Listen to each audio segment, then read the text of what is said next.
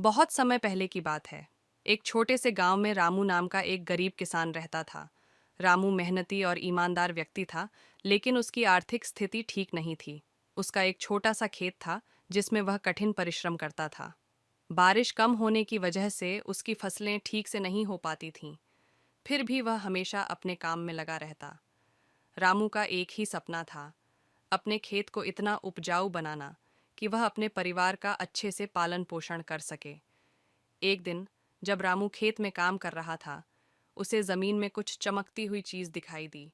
उत्सुकता से उसने मिट्टी हटाई और देखा कि वहां एक पुराना बर्तन दबा हुआ है। बर्तन को बाहर निकालकर जब उसने खोला, तो उसकी आंखें चमक उठीं। बर्तन में सोने के सिक्के भरे हुए थे। रामू को एक पल के लिए विश्वास नहीं हुआ।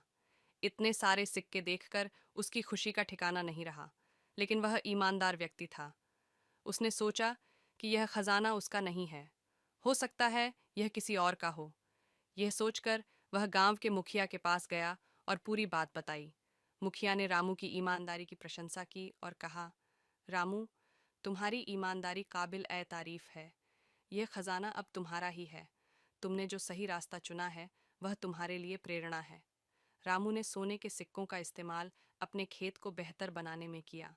उसने नई बीज खरीदी, सिंचाई के लिए एक कुआं खुदवाया और मेहनत से खेती करता रहा।